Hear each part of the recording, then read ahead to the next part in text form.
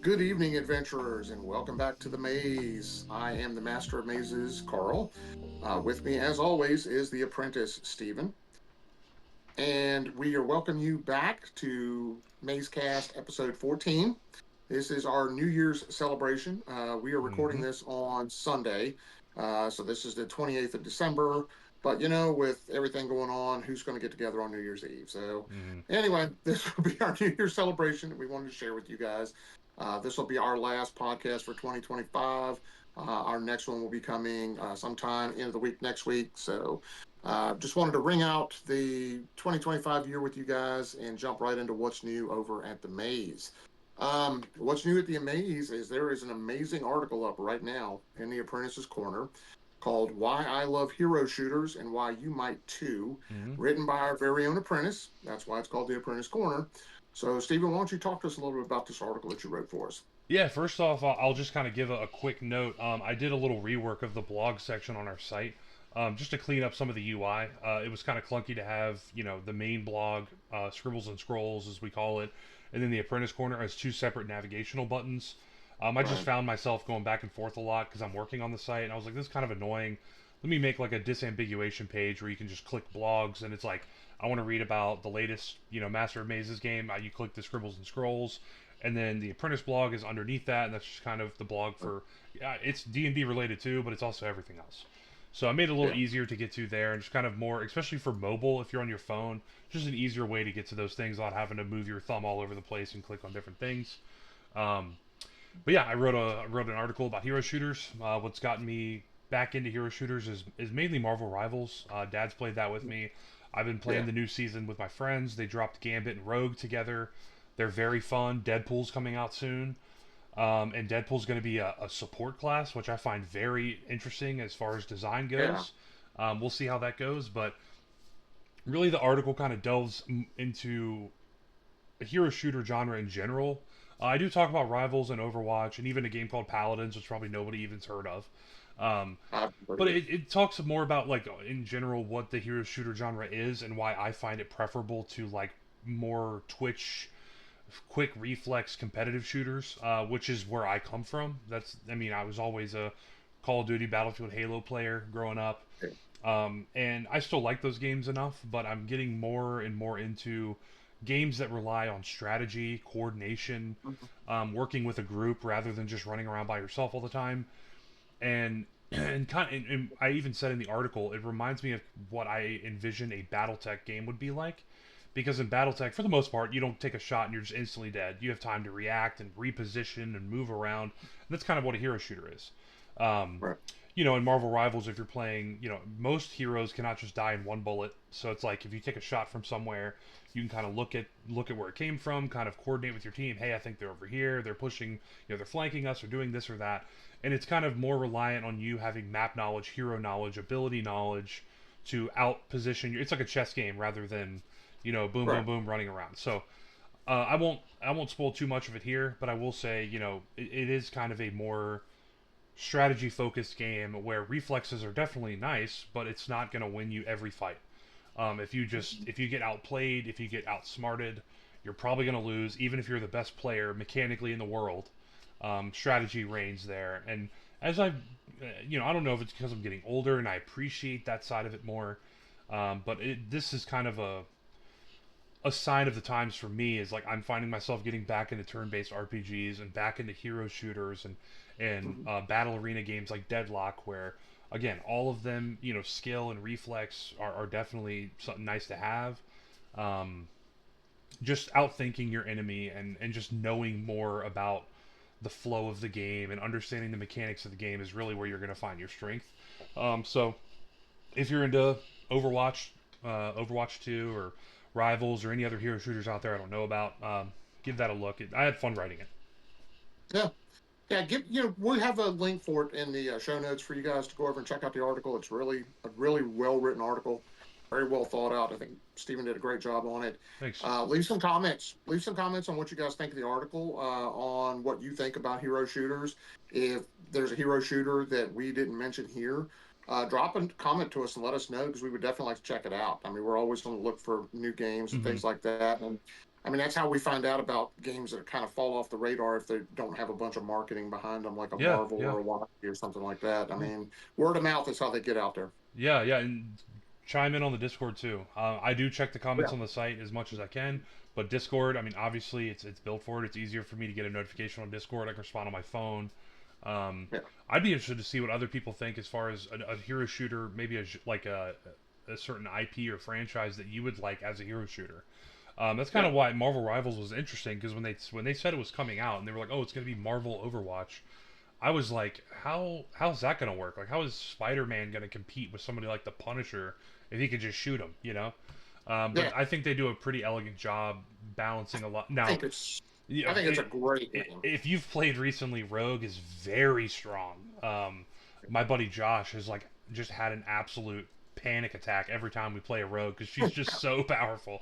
But Yeah. what I do like about the game is there's a way to shut down every hero if you're smart. After you play them a certain amount of times, you learn. You learn like Moon Knight has his Ankh. As long as you destroy his Ankh, he doesn't get that ricochet damage, and he's not nearly as big of a Boy, do I threat. use that to my advantage when I Yeah, well, play. it's like that's the thing too. Is like if you're a good Moon Knight player, you're not going to throw your Ankh in the middle of the street. You're going to put it behind something so a player can't see Yeah. it because it's just like an AOE ricochet damage amp, really. And so, anyways, I just love the game and how elegant it designs a lot of its heroes, and like in your head, you're like, how are they going to make Daredevil compete against Thor? And then you play it, and you're like, oh wow, this actually works really well.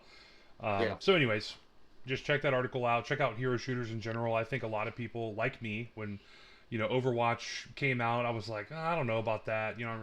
I'm not interested. And then I played it, and I was a huge Overwatch 1 player. Overwatch 2, I talk in the article about the things it did that I don't really like. So that's why I kind of shifted to Rivals. But anyway, chime off in Discord, and we'll talk to you. Yeah. Good stuff. Let's jump into what's new at Master Amazes Gaming. So, I've talked in the past how I am a paid dungeon master. I do run paid games. We just finished up a Daggerheart 4 session, if you count the session 0 that we had. Um, a little short campaign for our players. There were 2 plots that we worked through. The second one was kind of a shorter one. It actually ended in a character death. We did do a write up over on the website that you guys can check out for that. Um, it kind of ended the way it ended in a way I didn't think it was going to end. But we have one player in our group who is a critter. She absolutely loves Critical Role. She watches every episode of every live stream they do. And she went nuts when Daggerheart was announced, and she decided we had to play Daggerheart. So we did.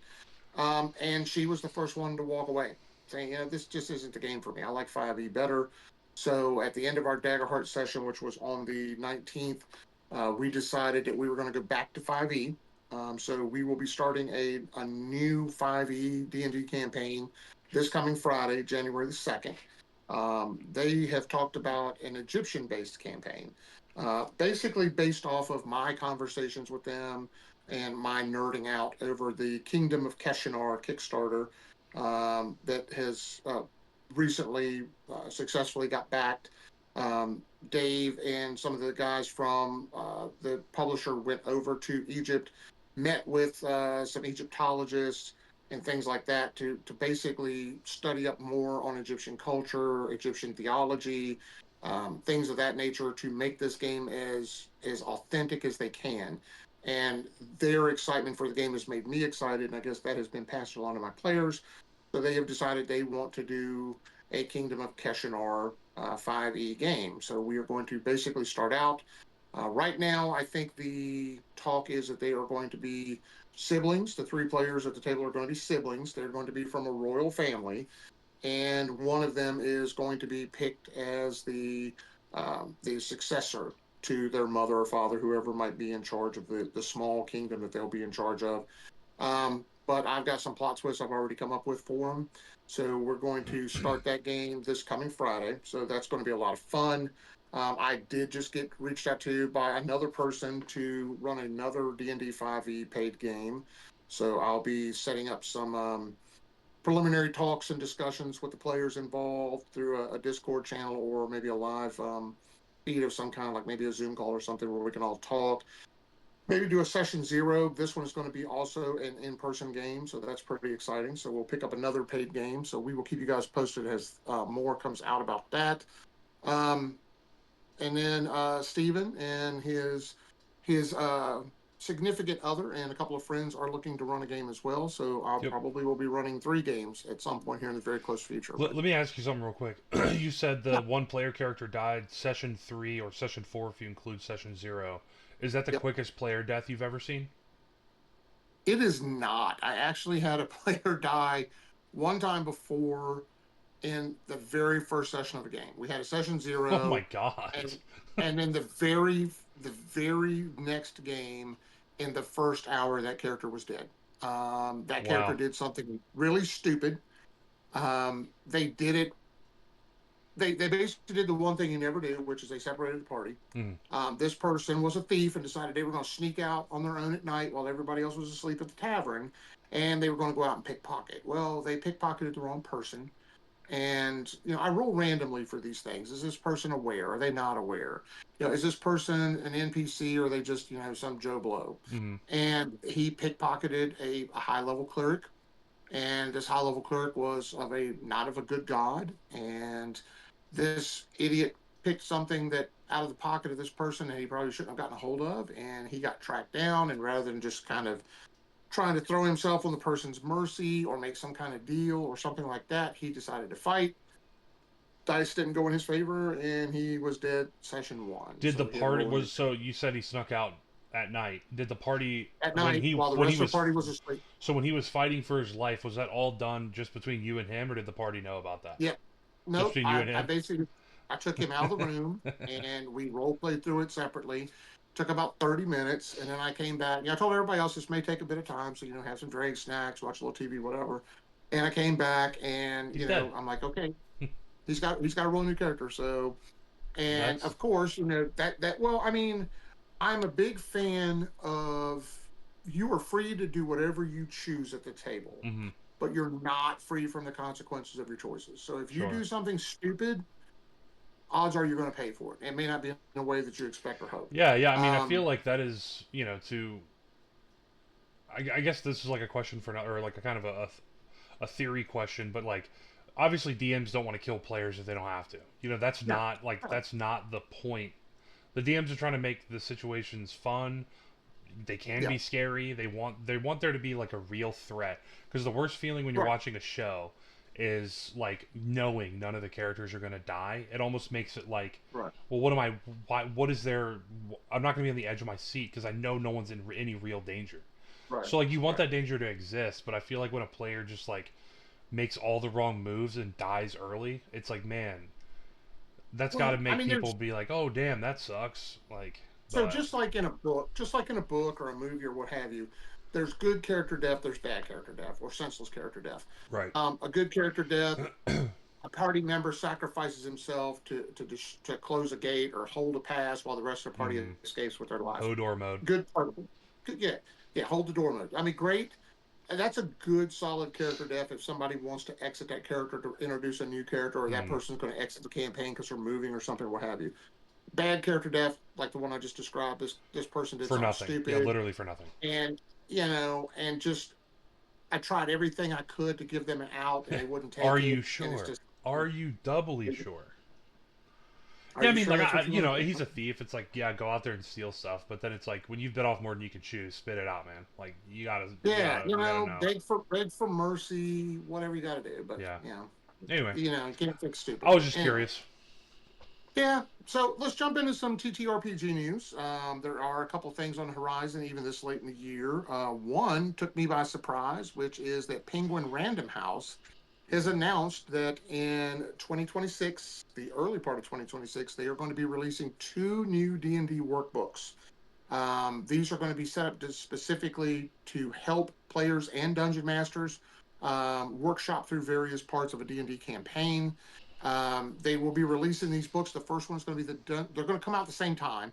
So the first one is the Dungeon Master's Workbook of Worldbuilding, and then the Player's Workbook of Epic Adventures. Mm. So what these are going to be geared towards, the DM's book is going to contain various exercises designed to help spur and proliferate world building, and come up with story hooks and craft homebrew magic items. Something that, I mean, every DM can use a little help with. The player's handbook is going to help promote and prompt players to plan for their character's development and advancement throughout the campaign. You know, what are the next steps for my character? What direction do I want to go in?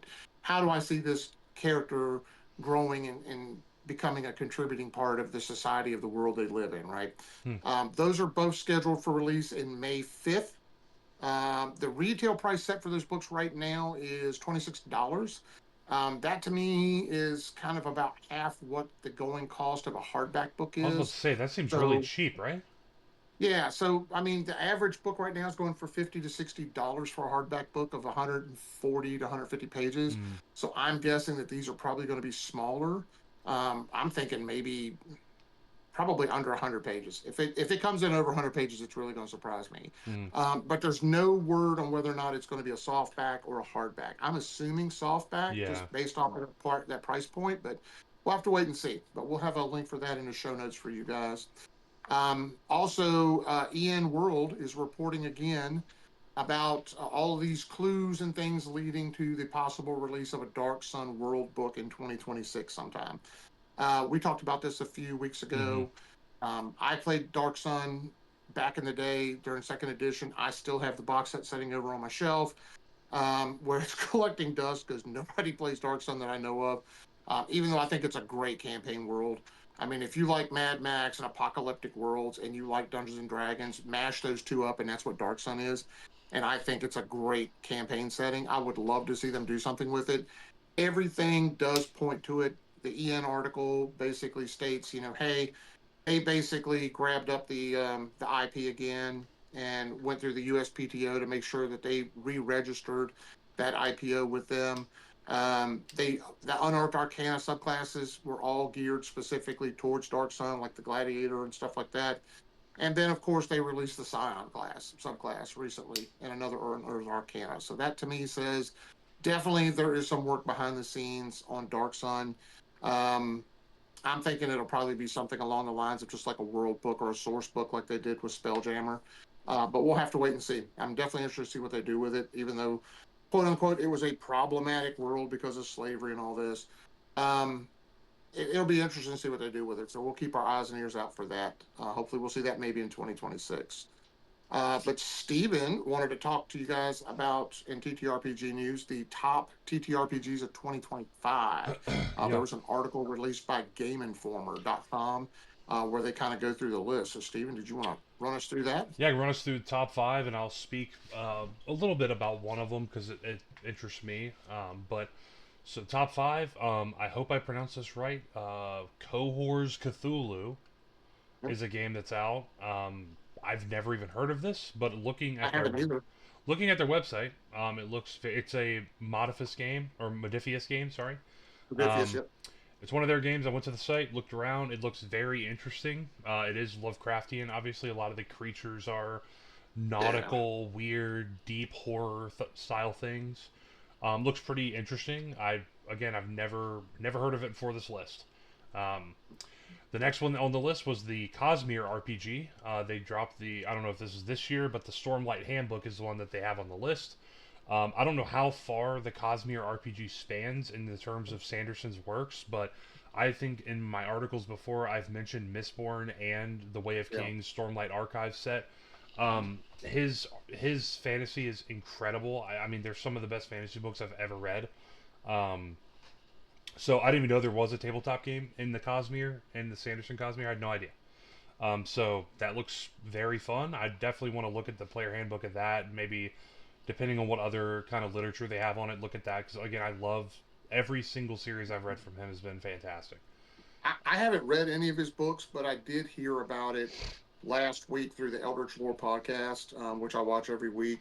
They talked about the Cosmere books, and they seemed pretty excited about it. It got me excited about it. Mm-hmm. That's the first I heard about it, though, was through that Mistborn, Eldritch Lore yeah, podcast. The Mistborn series is very, very good. But I would say for people that are fans of D&D, Tolkien, stuff like that, um, The Way of Kings, Stormlight Archives, that series is just right up there with, what you're looking for in books. If you're a Tolkien fan, if you like fantasy writing, That he's up there and he's crushing it. So I'd be interested to see what the RPG plays like.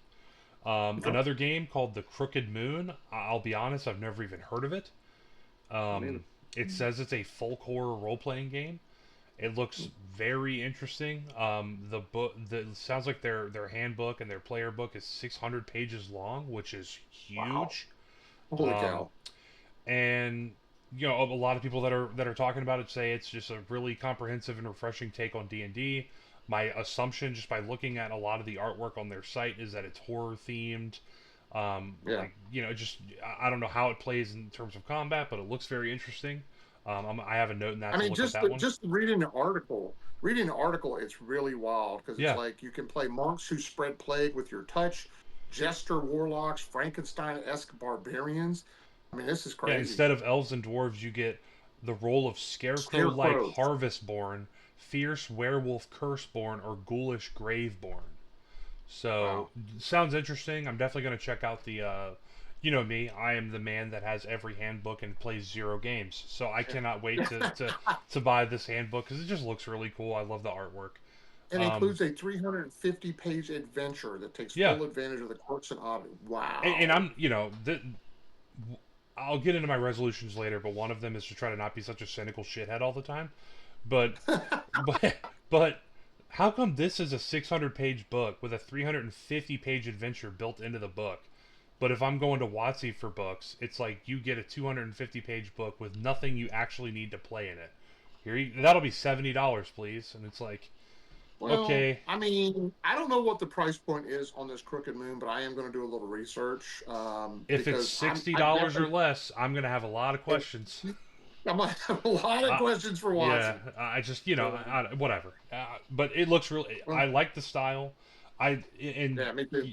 to keep myself from rambling forever, I like that I can read a top 5 RPGs on Game Informer. Which, welcome Yeah, back, bro. Where you been? welcome back. Yeah, where have you been? But I like that I don't even know about like 2 of these. I've never even heard of them because Yeah, it's so easy to fall into, oh, it's D&D, it's Daggerheart, and it's Pathfinder, the end, and there's no other ones. And like we keep talking about, our whole mission is to try to bring some of these games to the light and kind of have people go, wow, I've never even yeah. seen this before. And to have an article Okay, that's got 5 of the top TTRPGs of the year, and 2 of them I've literally never heard of. Whoever's writing yeah. these articles at Game Informer, good on you, man. All right, This is so great. This is great. I just pulled up the Crooked Moon website. Yeah, Advantress Entertainment, yeah, the Crooked Moon hardcover book, yeah, 632 pages. yeah. Okay, we're talking more than double the content of a 350-page $60. adventure in it, built in. Yep, yep, more than double the page count of the biggest WotC book. Hmm. Price point for the hardcover book, $72. That's unbelievable. Like that. That's unbelievable. The deluxe hardcover, it comes with a special cover. I mean, it looks like a horror book. It's black and It red. looks It looks like awesome. something you can. It looks awesome. $122, but I get it. Hey, whatever. Yeah. The PDF is 42. You can get the PDF for I, $42. So Honestly, like this is a, well, not even a hot take. This is like literally a freezer take. But WotC makes so much money with Magic, they could give handbooks away for free, and it wouldn't even matter. Like it doesn't yeah, even matter. They could just give it away. So like yeah. I don't know. Whatever. Next up, shout out to our boys at WotC. This is the Forgotten Realms Heroes of Faerun book. You've Yeah. talked about this. I have.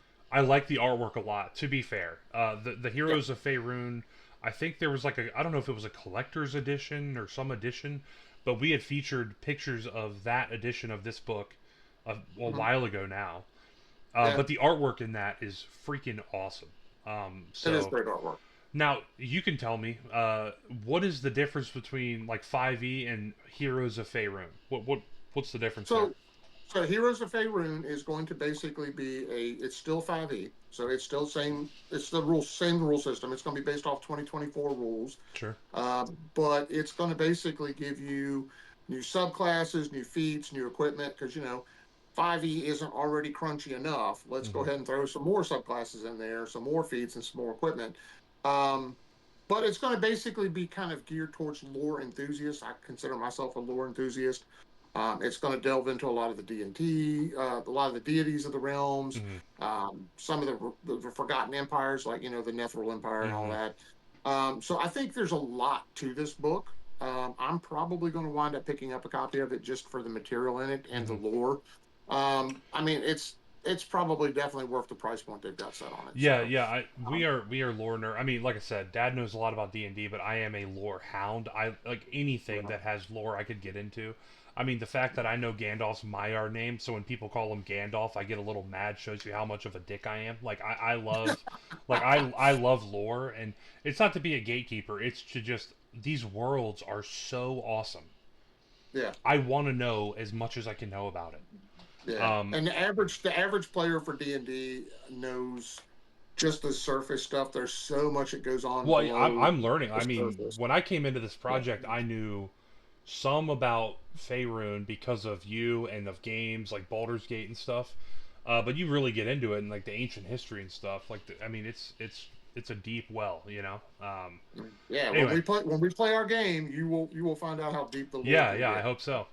Um, So, and then the next one on the list is Daggerheart, which we knew, of was going course, to be on no here. surprise there. I No will I surprise will there. say, one thing I know you guys are, as a group are kind of walking away from Daggerheart. I do want to say that is not my dad or me or our group in general saying we don't like this setting. We don't like what it has to offer. It is just that group, their group dynamic is more cohesive to a 5e campaign. Yeah. I am interested in Daggerheart still, and I do think that for being a and I know it's Critical Role and Darrington Press, I know that, but being a first edition of anything is hard to do. I don't care how big your studio is, how many people are working on it. This is, a fairly large undertaking for them, even with all of the experience they have. So for And them another thing, to be slamming it another this thing. hard for being a first edition, Yeah. I just wanted to say, just because you guys are Yeah. walking away from it does not mean that we are like, oh, we don't like Daggerheart. No, I'm not shitting on Daggerheart. Daggerheart is a fun game. I like a lot of the things that it brings to the table, and there are things that if I never pick up the book again and play, I probably will incorporate into my own system. Hmm. I like the hope and fear dice. I It's like that. cool. Yeah. I don't think every single roll you make needs a hope or fear. Hmm. I could see at critical points, like an investigation roll that could turn the story one way or the other. Hmm. Maybe you roll a hope and fear then. Um, when you're investigating lore, you find out a secret or you first encounter a monster, hope or fear could play into it. Hmm. I like a lot of the character classes they have, or the ancestries they have that you don't have in D&D. I like some of the classes and subclasses they have that you don't have in D&D. I'm one of those people that I can take parts of any game and find a way to incorporate it into a D&D game or a Hmm. homebrew game and enrich the experience not only for myself but my players. Hmm. So the one thing I did want to point out though about Daggerheart, for those people sleeping on Daggerheart or walking away from Daggerheart or shitting on Daggerheart because it's very heavily narrative driven, you guys are forgetting two people who just recently joined on at Darrington Press, who were the driving force behind D&D over at WotC for a long time. Um, those two people are going to wind up, I think, making a very big impact. It's just they haven't been around long enough to do so.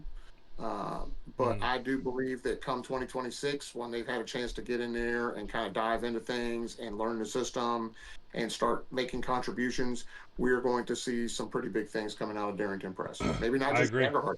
There may be other things coming down the road that aren't Daggerheart, but it'll be interesting to see what 2026 brings for Darrington So Press. this Obviously. is interesting. Well, I will say number one, I do want to touch one more thing on this is that um, more competition for all tabletop games is good. Competition in general Absolutely. is good. Absolutely. I don't want it to Absolutely. just be D&D versus Pathfinder forever. I do want, Right. and I know I before people like slam me, I know that there's a lot of other fantasy tabletop games. However, none of them were really competing with D&D, right? None of them were taking No, any food off of no, WotC's table at all. So to no. have it just be Pathfinder for basically all of modern history, and now you have a third one. Maybe Daggerheart will get there, and it'll get to the point that I think a lot of people are going to realize how good it is, and then other companies might start throwing their hat in the ring now because, well, wow, look what Yeah. they did. Maybe we can do that. So Well, you there's know, lots of indie creators out there on Kickstarter, Backer Kit, mhm, Drive Through RPG, DM's Guild that are putting out some amazing content and some great looking D&D, not only D&D 5e supplements, mhm, but TTRPGs. We're getting ready to talk about one of them here in just a minute yeah, that are. I, I think competition is good because it makes everybody step up their game. they have to, yeah, I think I think that sometimes people get burnt out on a game. You play D&D for 10 years, mhm, you're like, I really want to do something different. yeah, Let's play something different. yeah, And you pick up another book and you try it out. yeah. And it may be for you, it may not be for you. But I mean, I think competition is good, so I agree with you there. I do. I mean, you see, and you know, WotC has an example that exists right now is in Magic, right? They've been on the top for so long that they've Yeah, forgotten what it's like to be hungry, and only just now is there competition for Magic that's even on the horizon, and maybe still a lot of people still probably aren't worried, but I do think it's good for D&D to have competition and to have it as 100%. as competitive as possible. Yeah, Also, a note for Daggerheart: if you ever want to make a sci-fi game, you should call it Solar Heart, and I'll let you buy that from me for $50 million. there Um, you go. I have it on a Guaranteed price you napkin. I heard it. have it on a napkin right 50 here. I million. wrote it. I own it because I have it on a napkin. Solar The Heart. next one on It's not here bad. is Draw Steel, which we talked about last episode actually. Yep. But Yep. the that was about more so over their Crack the Sun module that's coming out. Which number one, that name Yeah. rocks. But It the does. this is about Draw Steel Heroes, which I guess is like a different book or a different adventure for inside of the Draw Steel universe. It's gonna be like the player's handbook, yeah. Player's Handbook. So Dad talked about it a little bit last time about how it is more of a there's not a lot of RNG in the game. There's not a lot of like there's no missing, right? You can't miss an attack. You don't miss. Every Um, attack will hit. It's whether or not it gets past armor and evasion and all of that. I Interesting. personally, I mean, it's an interesting concept. It will definitely, I think, pick up the pace of combat, which in a lot of Might be good. TTRPGs, one of the biggest complaints is how long combat takes to resolve. Hmm. But if it sounds like to me, on theory, it sounds great. I'd have to see it at a table, see somebody play it, and I honestly, I need to before I can start criticizing or making judgment calls. Hmm. I need to pick up the book and read through it. But on a topical layer level, to tell me that every attack is going to land, but I have to determine whether or not it actually physically does damage. Now I have to do damage resolution. So it's not simply rolling a dice and saying this is how much damage you take. I have to look at did you evade the attack or not? Does your evasion minimize the attack? Hmm. Does your armor negate some of that damage or does it negate all of the damage? Hmm. It sounds like it's going to be putting a lot of math right back into the game. So I don't know that simply rolling a d20 and seeing did I hit or not. I don't think that removing that from the table is necessarily going to expedite the resolution of combat the way that they think it will. But I may be wrong. I will reserve judgment until I've read the book. It So seems like an added layer of complexity for like I don't want to say no reason, but like you hit every time, but you don't always do damage. Well, then why not make it I don't hit every time and just take one yeah, step out, just yeah, just let me Um, but just let me roll the hit. this what Matt Coville's his name, right? Matt Colville. Okay, so this guy is professional and I'm not. So like I'm not trying to crap all over his design. He Oh no, no, obviously, no. And you know, but he's made plenty of 5e content. yeah, And I mean he made a ton of money off the Kickstarter for Draw Steel. yeah, And more doing well. power to him. I Yeah, and mean I hope he makes it, $1 billion. Because I hope and I so mean too. I want to check it out. I want to check the setting out. The artwork is very cool. I love some of the older Yeah, his artwork. artwork is great. It looks like very retro Conan. It looks cool. Yeah. Next one up, huge edition here. Dungeons and Kittens starter set, big, huge. Hey, I like the artwork. I think it's Me too. cute. You and I talked about it. You said it reminds you of Redwall. It does the Yeah, same thing for me. yeah. I think that this could be something that you could bring to the table as a father, Well, grandfather, dungeon and master, we've had this whatever, conversation before. geared Like, towards kids. yeah, we make a joke and laugh, but honestly, um, this is what gets people. People do not, on average, people do not Yeah. start Daggerheart Dungeons and Dragons campaign one. Boom, you're in. That is not a Yeah. normal entry No. of a casual gamer or a new gamer into tabletop games. Is not a 5e campaign. It is something like Right. this. It is something like Stop Krampus, Save Christmas, right? It is something like that, and they go, "Oh wow, that was fun," That was and fun. What else is there what out else there? is there Right. out there? And then they're going to go on Kickstarter or they're going to go on the internet and type in tabletop game, and they're going to wake up 30 years from now being a fucking loser like me who's played every single one of them and has read all the books. So like, these are just as important. Like I think I've said this exact quote. These are just as important as the big games, because Oh yeah. this could be 100 people that get introduced to Dungeons and Dragons through something, through the lens of a child's game, or a nice cozy setting. Um, Yeah. I mean, look at all the people that have, all the people that my age are playing like cozy games like Stardew Valley and Viva Pinata on Steam right now.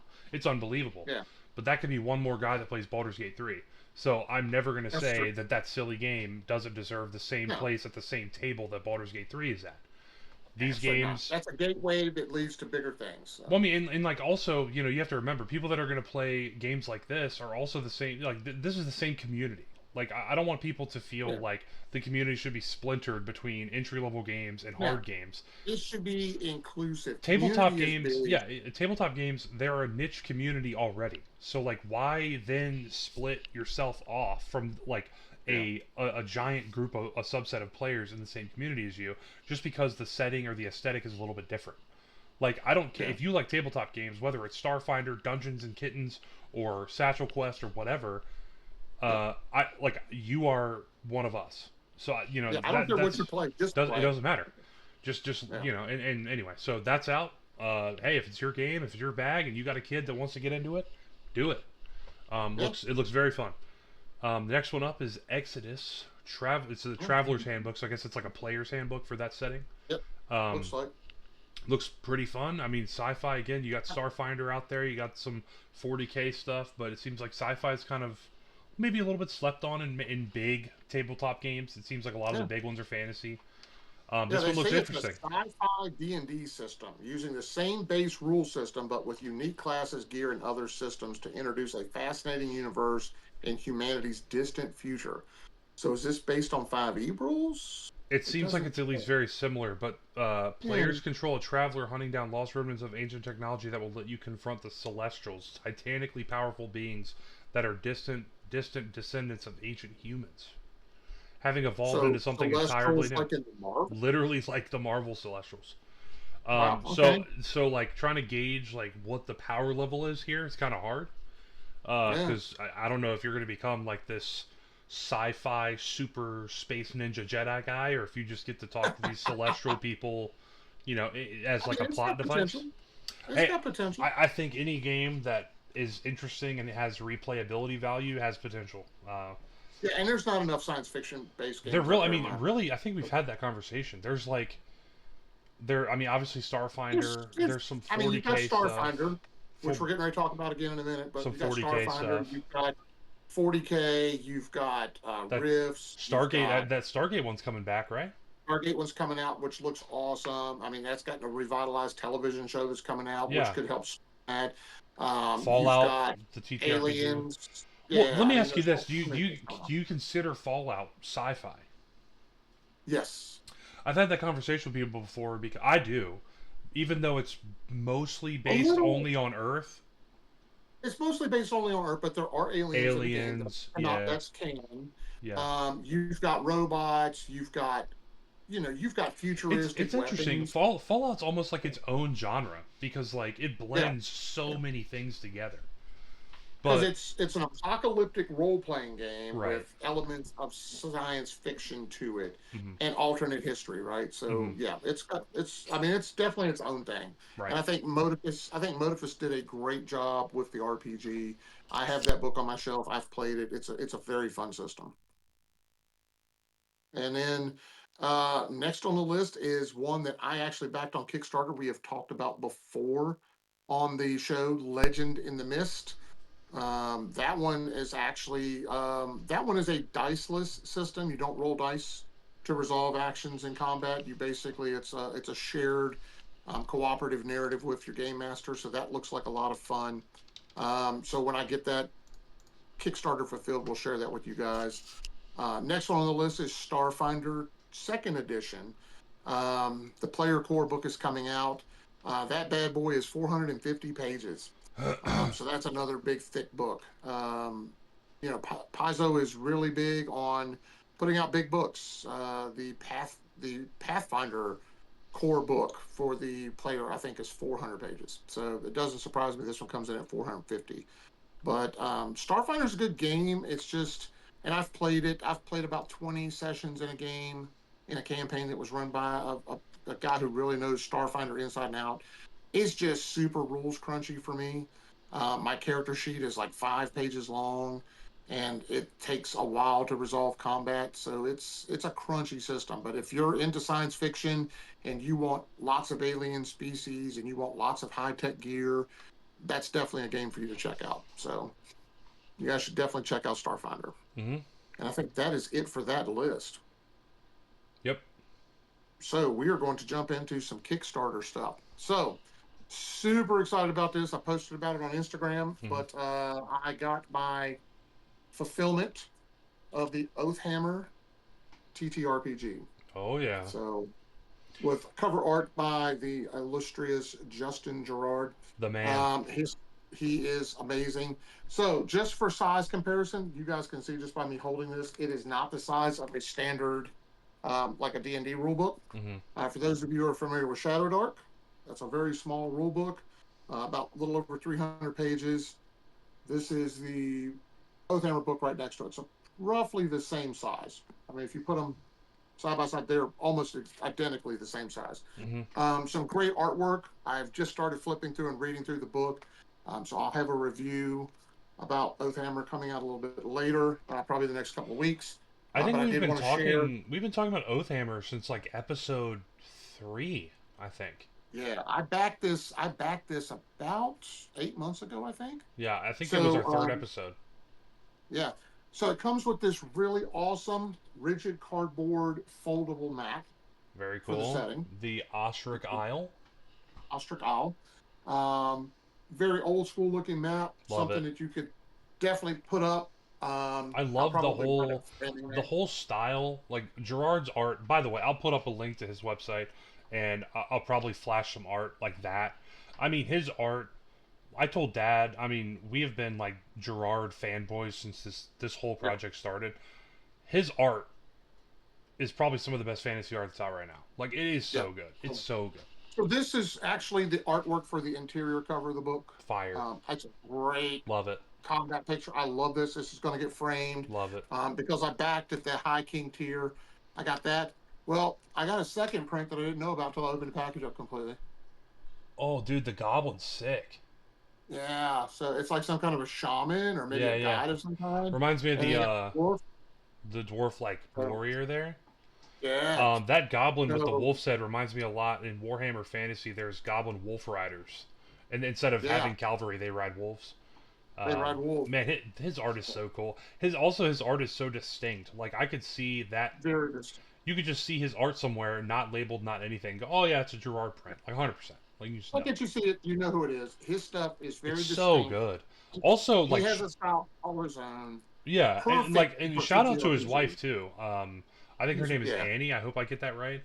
and yeah, But I just ordered her calendar and his calendar on their website. They do yeah. Their stuff is 2026 amazing. calendars. You can get a signed calendar from them for like $30.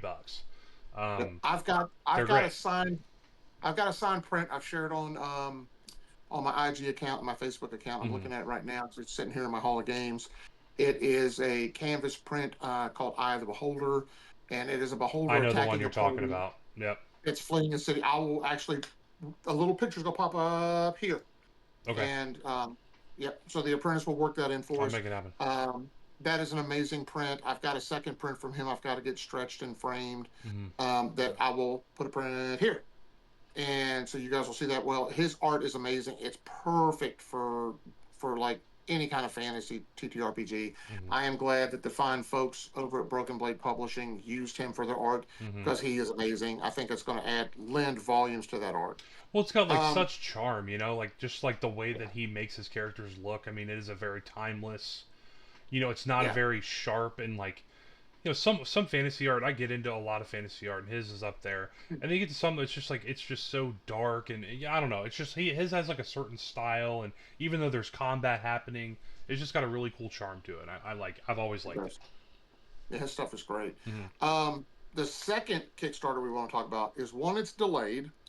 It is a very anticipated Kickstarter.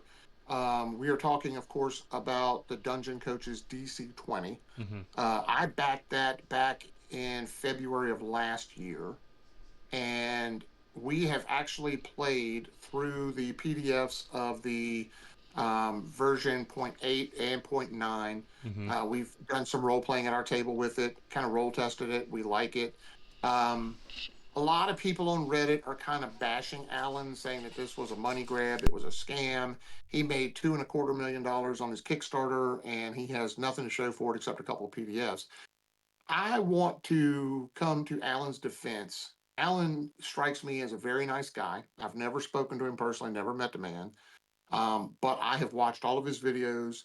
I have watched him on different podcasts with different folks. I have watched him play test his game with people, not only at conventions with other content creators, but he's also working with the fine guys over at Bardic Aggravation, a YouTube channel that I follow and subscribe to, where they are actually playing DC 20 with Alan at the table. Um, the chatter is it's a scam. He just released version 0.010 just before Christmas to all the backers so that we can roll through it. Um, version 10.5 is supposed to be out in February of 2026. He's been very transparent. He has been very prolific in his writing, not only on Kickstarter, but on his webpage and through his Patreon about all the updates and what he's doing and where the game is right now. He wants to release the best game possible when he releases it in hardback edition to people who backed it on Kickstarter. I know I, for one, don't want to get a book that he has to release 30 or 40 or 50 pieces of errata to change things in the book. To get a book out on time, he releases a subpar book. I want that book to be the best book it can be, and it's in its final form when I get it. If I have to wait another year for it, then I wait another year for it. Hmm. He's been upfront. He's offered to give people their money back if they don't want to wait. Hey, I get it. He seems like a pretty upstanding guy, and I have had people on Kickstarter scam me before. I am looking at you, Dragon's Eye Dice, Spider Mind Games. Um, but like I said, he has been very upfront and very transparent about everything that's going on, where he's at in work on the book, work on the game, fixing things that people point out to him on his Patreon and on his Discord that they find wrong with the game and the versions they play. So I think somebody who's willing to take that feedback and fix the issues and the errors and make the best game possible, I think that speaks volumes to the kind of game it's going to be when it comes out. Well, So here's um, something interesting too. I notice, with Kickstarter especially, it seems like people, if a game is delayed, instantly the sentiment is, oh, it's a scam. yeah, And you know, it's interesting because that happens in video games too. But a lot of the video games that I follow, most of the time when a game is canceled, and like the developers like, hey, we're canceling it because we want this to be right. Here's the things that we found wrong with it. Here's what we don't right. like about it. Like again, in the communities that I'm in, when a game is canceled, people are like, oh, sick. Like that shows that this guy actually cares about the product. It Yeah, isn't just like, right. let me just make $1 off of all these people that backed me. And Right. you know so it's interesting to see like the juxtaposition of like Kickstarter games. So you're like, oh my god, it's not coming out the day that he said 5 years ago it was going to come out. It's a scam. It's like Yeah. some of my favorite Well, games have been. Cyberpunk was delayed like 5 times, and that game they should have. Guess what? They should have delayed it 6 times yeah, because it that game should have. came out and it was garbage. And now It's got, it's a great game. But yeah, like it just shows you like, hey, just because a game is getting delayed, if it's being delayed for the right reasons yeah, and there's transparency there, yeah. it's not that big of a deal. I can understand if there was a delay, Sure. and then you get an email or you get a message through Kickstarter or BackerKit, whatever. Hey, there's going to be a delay, and then that's all you get, and then you hear nothing but crickets for months. Right. I can understand you starting to go to Reddit and starting to break out the pitchforks and the torches, okay? But when somebody tells you, I have to delay the game and this is why, Here's and then why. he Yeah. bullet points all the reasons, and this is what we're doing to fix all of these Hmm. issues, That's and just this is different. my timeline for getting fixes done. That to me says speaks volumes to the character of the man behind the game, I agree. and that he has a love for the game. This is his this is his baby. Hmm. This is his brainchild, and he wants it to be the best game it can be. He wants you to feel like when you get that book and you sit down at your table with your players, you got your money's worth. Hmm. That's the kind of game I want to back. I don't want to back a game that somebody sends me some half-ass stuff that was just kind of thrown together and it's garbage and I pick it apart and there's so many issues. It's just basically a garbage game and I have to basically homebrew half the rules to fix it. That to me is not worth my money. That is a Somebody who scam. Yeah, somebody who takes your feedback and says, "Hey, I appreciate you pointing that out to me. Let me go back to the table and see what's wrong with it," and fixing it, and then running it through his own play testing and find out, "Hey, you're right. This is broken. I'm going to have to figure out how to fix it." And then he fixes it and tells you what he did to fix it. That to me is just somebody being honest and above board with you, and that's what I want in a content creator. So that's all I'm going to say about that for right now. You're welcome to fight me if you want in the comments. Um, let's talk about some upcoming movies. I think I mentioned this one before once briefly. I'm going to mention it again. Kraken. That is coming out February 6th of 2026. It's a Norwegian film and it is a monster movie, and I am super excited for it. Mm. It's about a marine biologist who's doing research on a fish farm who encounters a bunch of strange events, including the brutal death of two teenagers who are kayaking, and all of the evidence points back to this deep fjord and that there's some kind of an abominable sea creature down there. It looks amazing to me. Hmm. I have really, I'll tell you what, I'm a big fan of Norway. I have been studying Norwegian for years now. We have family that comes from Norway. And I tell you what, they have picked up the pace with their movies. I liked Troll. Troll was amazing. Troll 2, I have not watched yet, but it looks good. Um, I am really on board for this movie. So we will have a link to the trailer in the show notes for you guys to check it out so you can let us know what you think about it. Steven, you had one you wanted to talk about, a couple of them actually.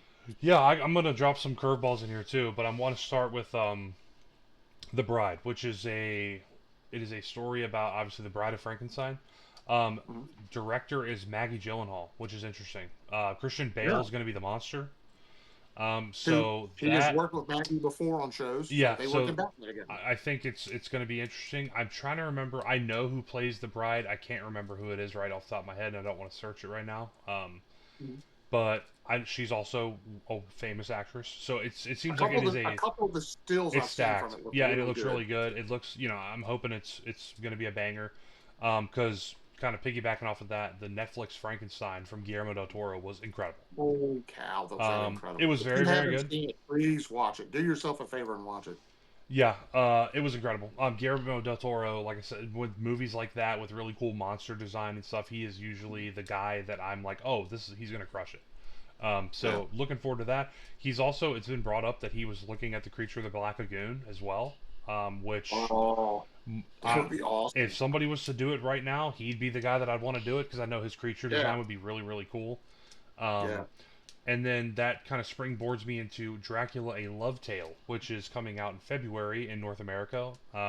Not clear on No, it where is not yet. a remake. Yeah, it's not a remake of like No, the. this is a. I mean, I think it's fairly um, close to the source material, but it's Right. not. It's kind of taken its liberties with what it wants to do. But Caleb Landry Jones is playing the Count, and people say this part is like he's fairly well known, but people say this is a breakout part where he's going to get very popular.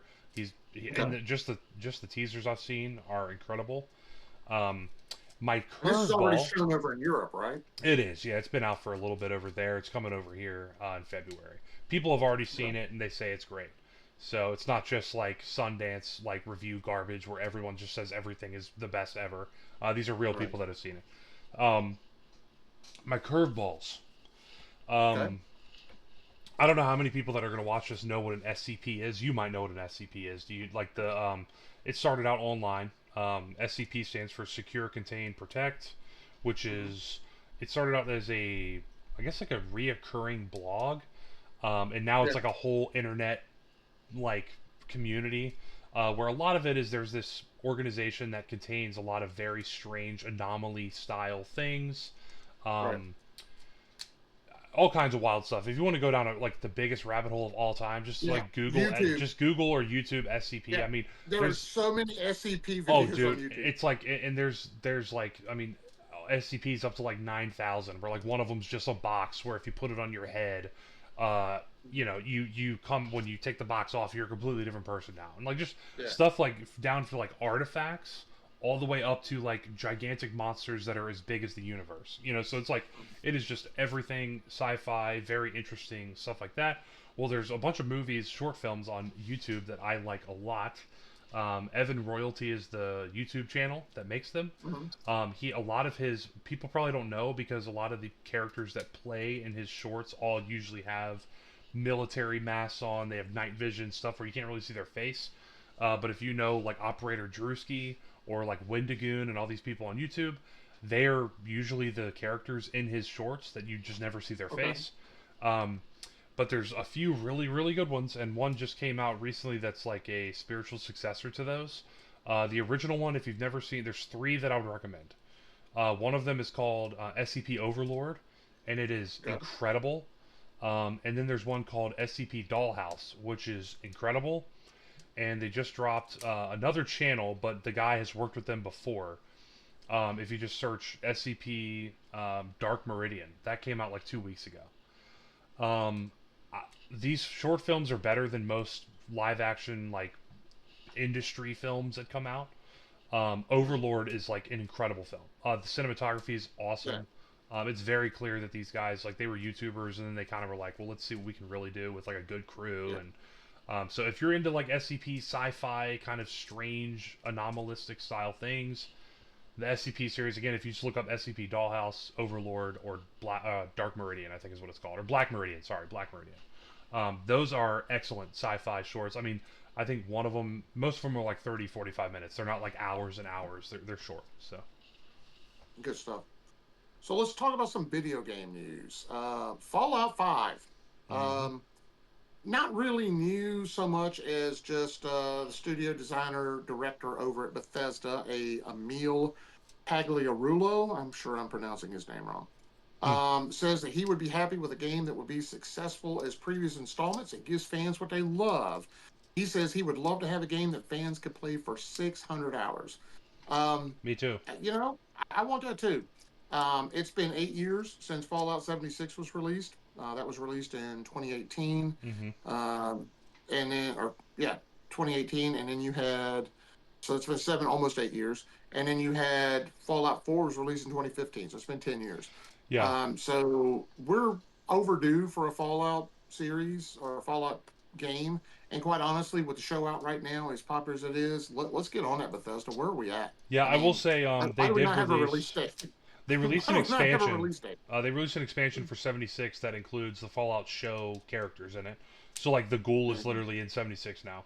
And for people that played Fallout 76 years ago, the game was kind of a mess. It wasn't really done. It was It kind of took a lot of the same cues from like an Elder Scrolls Online, which I would argue that game was kind of a mess and wasn't really done when it came yeah. out. When Um, it first came, it was a both of mess. Yeah. those games are now pretty excellent. They are exactly what I wanted in those games. They are multiplayer versions of a Skyrim and multiplayer versions of a Fallout game.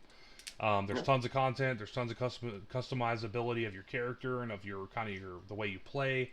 So both those games are pretty good. But however, I tend to agree. I am ready for a real Yeah.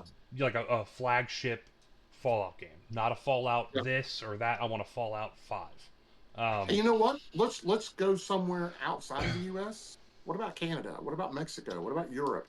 There's so many places that you could do a setting in that I think would work. I know there was that fan based one, Fallout London, yeah, which was which a mod and it was really really good. looks, yeah, it was supposed to be really good. Something like that would be awesome. Fallout Scotland, Fallout France. I There's think so many places you there's could a go. lot of like really cool European places, and honestly, like Metro 2033 did like the whole Russian Eastern European Yeah, Fallout game. Which if you never played the which Metro was games, you are awesome. missing out. That Those was games are awesome. incredible. Um, They are. I think like how cool would it be to have a Fallout? I mean, this is like maybe kind of not politically correct, but like what about a Japan like Fallout Japan? I was just going to say Fallout And Japan. like Fallout Japan and to me even would be if a you want lot to of get fun. crazy with it, maybe just make it an alternate history where the nukes that we dropped were maybe bigger than we thought. Maybe they went off. Oh, Maybe like Oppenheimer was right, and the chain reaction was bigger than we realized, and we kind yeah, of blew the entire world up.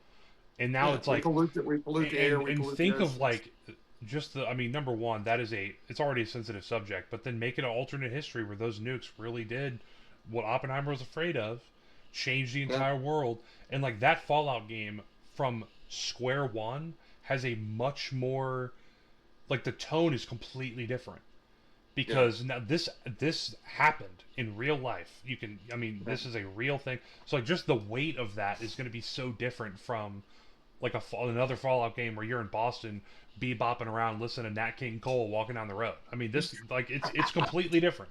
So like I Yeah. think like I mean, as much as I love the Fallout aesthetic and as much as I love the Vault Boy and all that, like I love it. I mean, I have a freaking You can Nuka still have Clone. Vault Boy. It's still going to I be Vault Tech. I It's have a just Quantum right different. here. I mean, I love Fallout, Nice. but like I still can't find them. I have looked and can't find. Autumn and I went to 3 different Targets and couldn't find them. So yeah, but like you know, I think having somebody a take pity game. on me and send me a case of them. So I think um, having a game where you kind of shake up the whole aesthetic of it and be like, wow, this is much more dire and you know, I don't know, and like just maybe to appease the me, game, have a mutated sea yeah. creature be Godzilla, and you're playing Fallout in Japan. You know? The nature of the game itself, the very core elements of Yeah, Fallout could be done anywhere. yeah, It's still Vault-Tec, right? yeah. Vault-Tec Europe, Vault-Tec Japan, Vault-Tec China, Well, Vault-Tec Russia. yeah, You know, they're it's like a still the mega same corporation company. that's Yeah. international. Yeah, they're everywhere. So there's also a game coming out I've never heard of.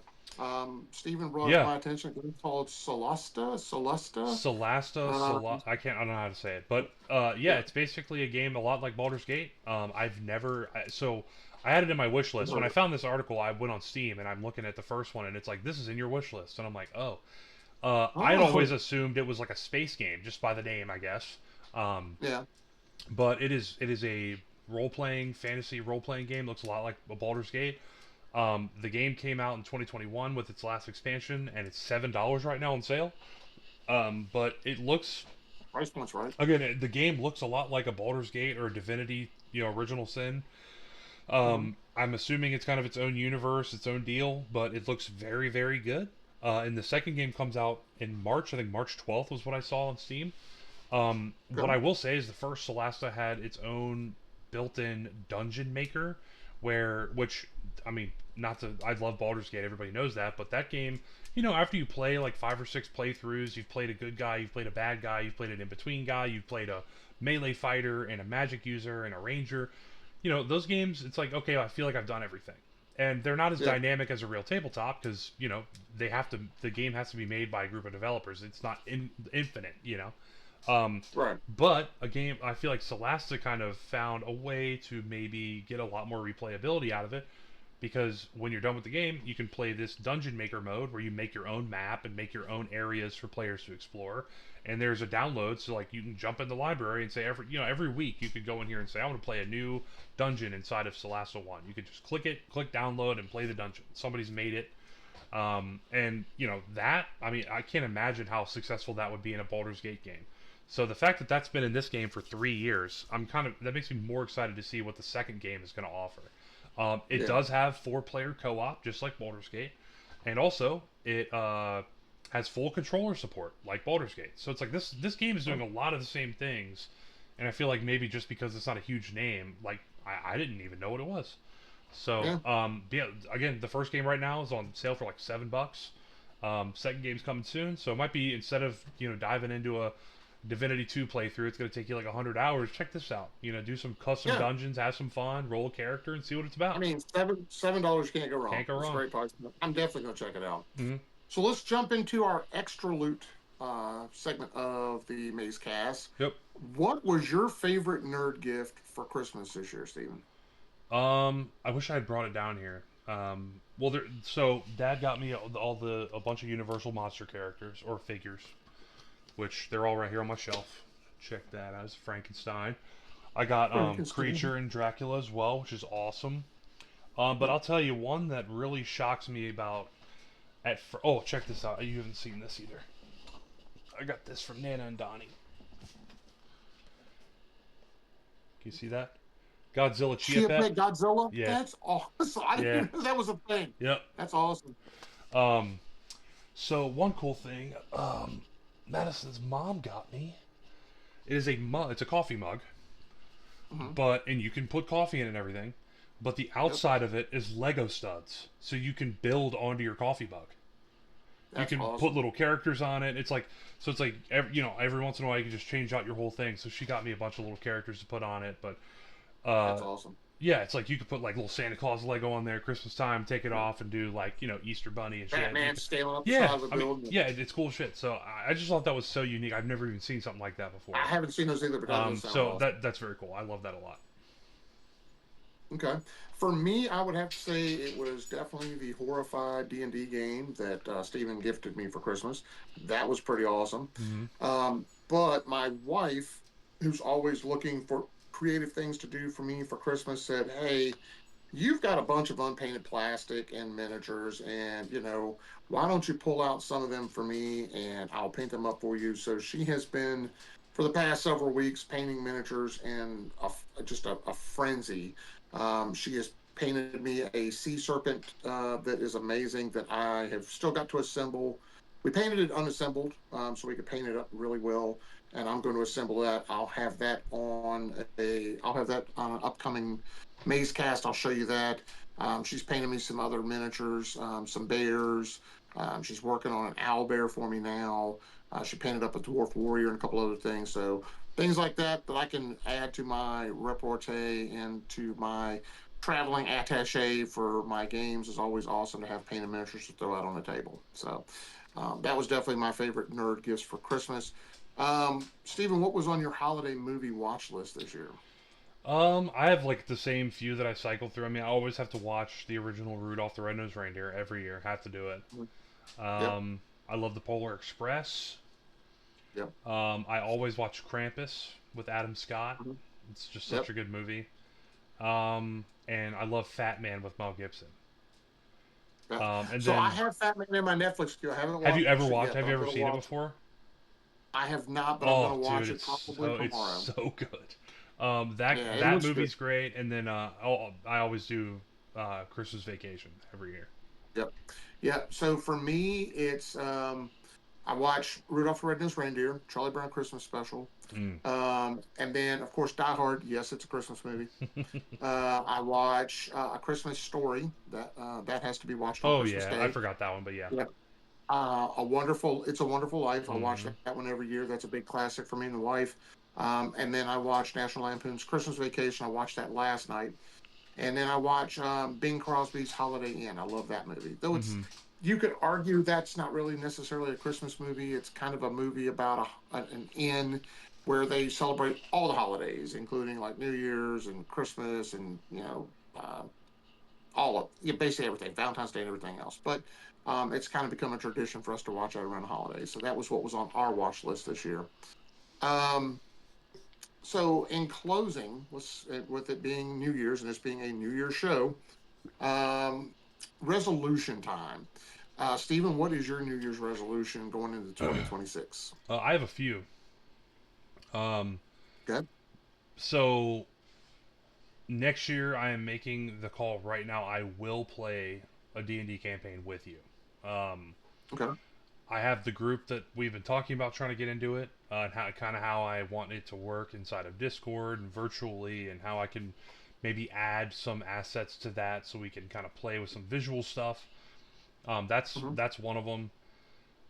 The other one is just like having a 3-year old and a job that's demanding like mine, and I have so many different hobbies. Really my biggest goal right now is just try to take more time for my friends. I do talk Yeah. to my friends, and I mean we play games together and stuff. But really, my friends take a backseat to a lot. I just want to try to be a better friend next year. Just try to even if I'm not going to dinner with somebody, maybe text them, be like, "Hey man, hope you're doing all right." Like, just because I Yeah. feel like like friends are the first thing that drop off when you're just busy and have a kid and you're everywhere. It's just it's just kind of easy to be like, "Oh, I'll text them next week. I'll text them next week." Um, Yeah. and not that I've lost any friends or anything, but I do want to be more cognizant of that. Just try to be more proactive instead of just waiting on somebody to be like, "Hey man, are you still alive?" I want to try to be in front of that and just say something. Yeah. That's good stuff. I mean, I definitely want us to get together for a D&D game too. It's been years since we've played one together. Mm-hmm. But I agree with your, and I hadn't thought of that, but I definitely need to probably address that myself. Is having a little more time for friends and family. Mm-hmm. Um, It's hard. I've got a pretty demanding job too. I mean, both of my kids obviously are grown and gone, but now I have grandchildren, Mm-hmm. and we got to FaceTime them a little on Christmas morning as they were opening gifts, and they were excited. And that's what Christmas is for me, is just basically time with family, time and sharing that joy that comes from a small child experiencing Christmas with that still belief in Santa It's what Claus it's and all everything. about, man. So, yep. So I want to spend some more time with friends and family Mm-hmm. going into the new year. What games do you want to play in 2026? Um, so I don't want to be a loser and just say Dungeons and Dragons because I just said that in my last one. I'm assuming this is tabletop. Tabletop, video games, anything. Um, I mean, there's a cat in my window. Nice. So I'm in a basement. Hang on, sorry. I know this is live. Games I want to play. I do want to play. I want to play Baldur's Gate 3 with you. Yep. Um, I just feel like that'd be so much fun. Yep. And then that's a video game, a tabletop game. D&D's up there. I want to say Trench Crusade. Oh I'd yeah. love to like if I was to happen to walk into like a game shop and they were playing a Trench Crusade game, I would just be like, "Yo, I'll pay you $50 for 10 miniatures right now. Let me play this."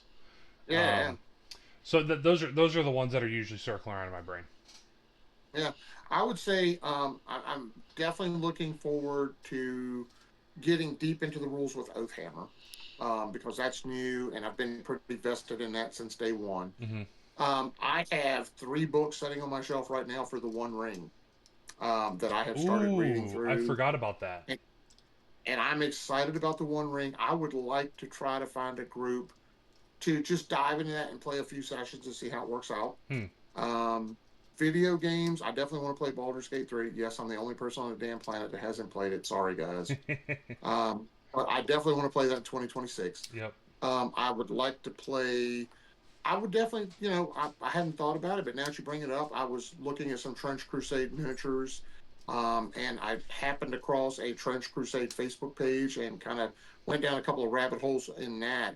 And I would definitely like to check out Trench Crusade. It looks so good. Um, it looks so good, and the fact that it's kind of like Warhammer 40K ish, Mm-hmm. but in an alternate timeline of Earth, that to me is just super appealing. And the miniatures look amazing, so I'm definitely down to check that out. I Mm-hmm. don't know that I'm going to dive too deep into that rabbit hole because of the fact that if it's anything like Warhammer Yeah, you 40K have to be a purchasing and millionaire. holding Yeah. miniatures, yeah, you'd have to be a damn millionaire. Mm-hmm. So, but I'm definitely interested in picking up the books and reading through the lore and just diving into that lore side of things. Mm-hmm. I think that could be a lot of fun. So, Yeah. that's what's on my radar for 2026 to play. Yep. So, anything else? Um, Apprentice?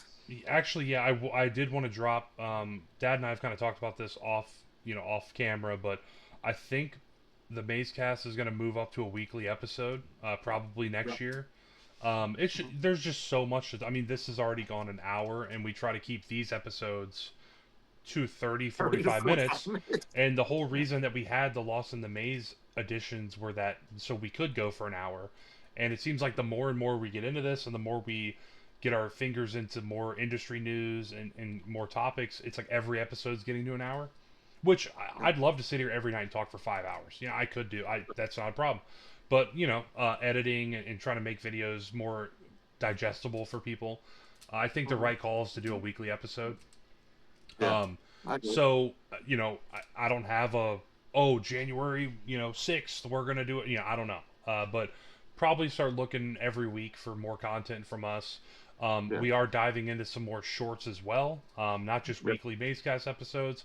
Dad hasn't even heard this yet, but I scored on TCG Player recently and got a booster set of Heroes of Baldur's Gate Magic the Gathering cards, and then Okay. I got a Adventures in the Forgotten Realms set.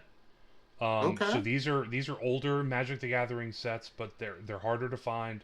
I think I got like 10 boosters of each for like $50, $60. One of the bundles. Somebody was Okay. selling it pretty cheap on TCG Player. I scooped both of them up yesterday. So I might Nice. do maybe some shorts where I just film me opening a Yeah. few packs of it. Um, and maybe if I get a cool one, we'll do a giveaway or something. So That sounds good. we'll see. But just more content Yep. like that, just to kind of keep the content maybe not as long form. I still like long form, and there still might be times where we do long form videos. But it's getting to the point where every video is becoming long form because we have so much to talk about. So A lot. I do want to kind of get into more of a routine. Hey, every other or every Thursday or every Wednesday or whatever, we're gonna record. I'll hopefully get it up by that weekend, and then we're just gonna do short content along the way as things Yeah. happen, like card drops. I know Lorwyn is coming. A new Magic expansion, Lorwyn, is coming out. I might try to get some of those and do some like ripping packs on camera and do some shorts or something. So Yeah. So yeah, definitely some things to look forward to with the maze yeah. going into 2026. There'll be some formatting changes. Um, Probably more frequency from us on Mm, not only videos like this, but on definitely on shorts and things of that nature, just to kind yeah. of get some creative juices going and get some engagement from you guys to see what it Yeah, is I that mean, you like and want to and hear. not for nothing, we're getting just better at this. We're getting better at making videos. We're getting better at editing videos. We're getting better at promoting videos. Like before, I mean, Dad will tell you, like it took us like a whole day to gather photos and kind of get them where I wanted them, and editing took days because I just, I'm still busy, but like I'm just better at it. Like I save scenes, entire scenes, so I could just drop that in. Don't have to do it manually every time. So Yeah, anyway, practice makes perfect. yeah, So, yeah. but anyway, that is going to do it for us tonight here in the maze. We appreciate you guys sticking with us. This was a little bit longer, but Mm-hmm. sometimes we go down rabbit holes. Yep. Um, we would love to hear from you guys what you think. Leave us some comments. Hit that like button. Mm-hmm. Subscribe if you would, if you haven't already done so. And then share with your friends. Let them know we're out here. We would love to have all of you here and get that viewer count up so we can get out there to more people and get Yep. some more engagement and get better in touch with the community and Mm-hmm. give you guys the kind of content and the kind of things that you want to hear about. So, Yeah. Happy New Year, with everybody. that, Happy New Year, everyone. Have a great night. Have a great and safe holiday, and we will see you going into 2026. See you soon, Good night, guys. everybody. Bye.